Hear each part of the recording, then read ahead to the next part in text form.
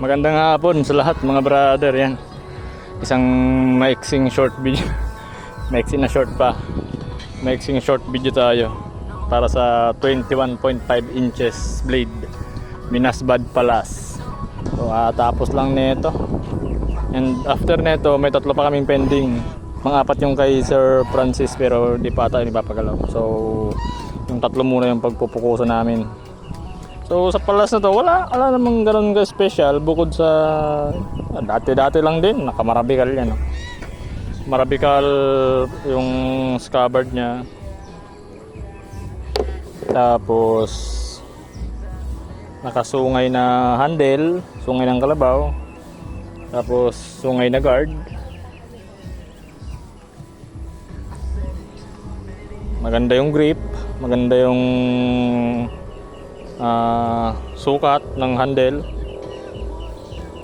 Ayun, ito pala, baliktaran yung ukit nito.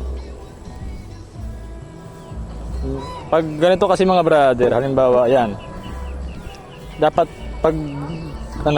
pag regular lang, lang yan, single sided yung ukit lang. Isang side lang. Pag kanan ka, kanan lang din ukit. Pero pag ganito kasi, nagpalagay pa siya dito sa kabila, add cost agad yan, matic.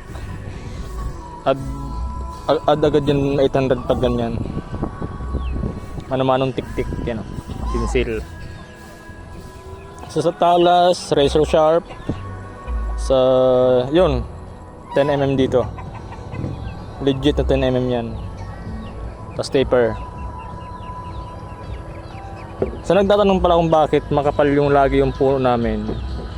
Kasi mga brother, ganito yan. Once na itaga mo yan, hindi lang naman ito yung sasalo ng impact eh. Pati dito apektado yan. Sasalo ng impact yan. Kaya napapansin nyo yung iba, yung mga maiksi yung tang, madaling mahugot, di ba? Kasi nagbabibrate yan sa loob eh. Kaya kami, pinapatagos namin. Kahit nga nakatagos, minsan may mga pangyayari pa din na talagang nabubunot. Kaya nga, nag-innovate kami para mas mapatibay.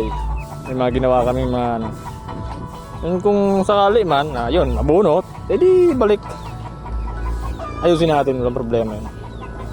Pero pag ganito kasing mga build na ngayon, wala nang bunutan yan mga brother. Kahit yung handle na yan, hindi na matatanggal yan dyan. Hanggang sa masira. So yun. Kaya makapal yung puno namin kasi mga brother, maliit siyang parte, siya yung pinakamaliit na parte sa blade, bukod dun sa dulo. So talagang matinding impact ang sinasalo nito lalo pag malakas yung taga. So kailangan makapal dito para iwas putol. Marami na akong minasbad na nakitang na nagpuputol dito.